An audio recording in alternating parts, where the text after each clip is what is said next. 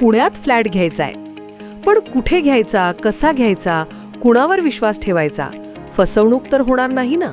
योग्य दरात मिळेल की नाही? मोठं कन्फ्युजन आहे. चला तर मग सर्व कन्फ्युजन दूर करण्यासाठी संपर्क साधूयात सारंग अहेर यांच्या रेरा रजिस्टर्ड ड्रीमोरा रियालिटीशी. संपर्क सारंग सुधाकर अहेर, ड्रीमोरा रियालिटी. मोबाईल नंबर 82 83 91 91 आणि 62 62 90 910.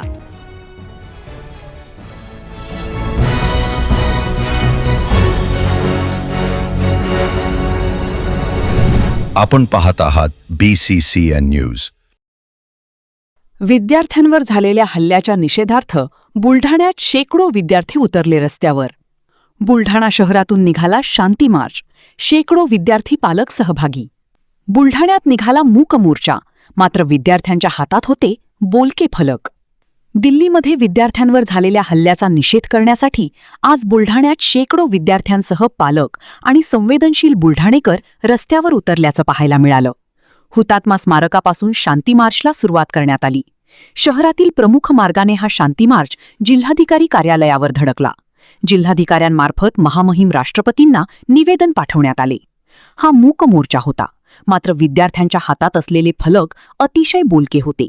या मोर्चामध्ये काळे वस्त्र आणि काळ्या फिती लावून बुलढाणेकरांनी लाठीचार्ज घटनेचा निषेध केलाय. सोबतच विद्यार्थ्यांवर दाखल करण्यात आलेली गुन्हे मागे घेण्यात यावे, केंद्रीय शिक्षण मंत्र्यांचा राजीनामा घेण्यात यावा, यासह इतर मागण्या यावेळी करण्यात आल्या.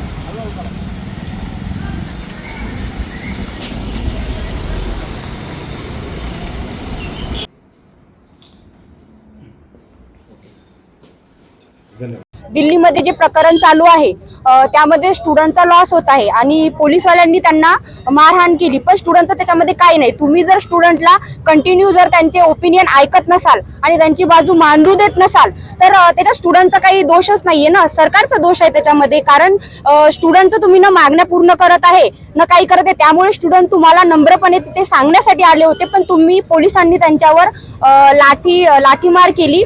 त्याचबरोबर त्या लाठीमारमध्ये खिळे होते आणि मुली त्यामध्ये मुली पण होत्या, वुमन्स होत्या, पण मुलींना कसं मारावं हे पण तुम्हाला कळालं नाही. मुलींचे कपडे फाडण्यात आले. त्याचबरोबर त्या लाठीमारमुळे मुलींवर वेगवेगळ्या प्रकारचे अत्याचार करण्यात आले. हे सर्व चुकीचं आहे.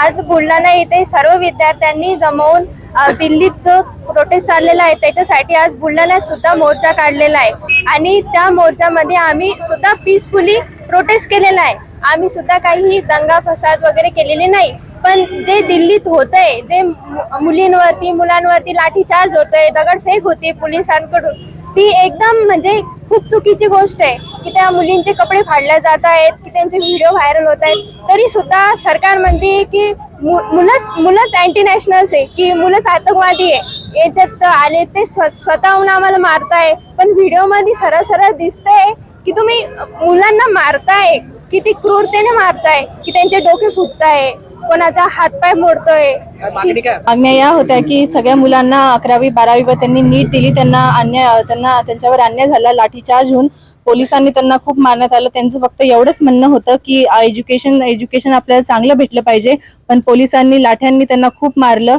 व त्यांच्या मागण्या याच होत्या की नीट पेपर फुटी आता पुढच्या वेळेस धर्मेंद्र प्रधाननी डिझाईन केलं पाहिजे व नीट फुटी पेपर आता फुटला नाही पाहिजे.